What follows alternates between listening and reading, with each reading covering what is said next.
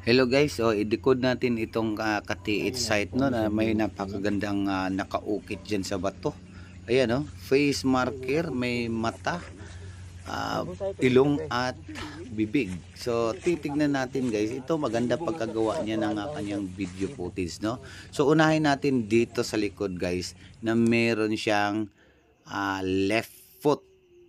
Ayan po, so meron siyang left foot diyan na ang ibig sabihin, ang kaliwang paa na ginagamit dyan sa Japanese Engineering Battalion at ang ibig sabihin nito ay dead end or the treasure trail has ended. So ibig sabihin, dyan na po, wala na pong iba. Ayan, so dito naman guys, makikita natin dito sa taas, meron siyang scope, diba?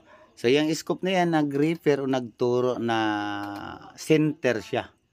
So, dyan talaga yung pinaka-center ng target po.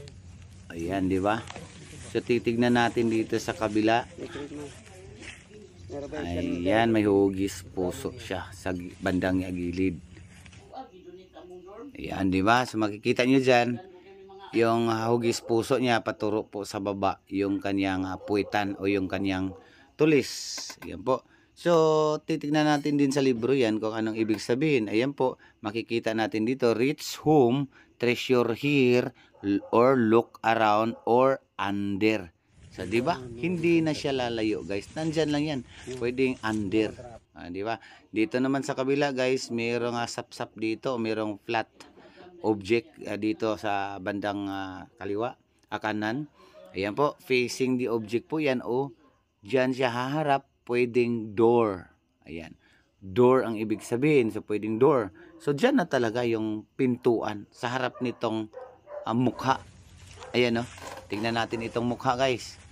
Kung makikita nyo dito, itong mukha, mapapansin natin na para bagang bukang bibig o nakabuka. Ibig sabihin, ito yung door o ito yung entrance. Dito na nga, parang dito na nga yung talagang kahulugan niya. Di ba? So itong kanyang video guys na pinakita sa atin, pinadikod sa ating katiit. So napakaganda po ang kanyang pagkagawa dahil malinaw po pagka video, hindi po siya shaky at hindi po blurry.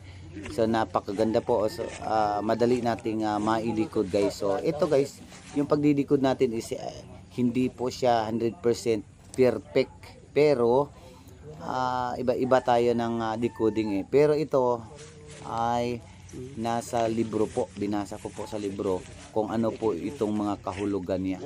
Ayan po, so napakaganda itong site. Kung kayo din yung mga decoder dyan, kung ano yung maitulong nyo dyan, pwede kayong mag-comment dito guys. Ayan po, pwede kayong magdagdag. Thank you so much for watching guys. Please like and share.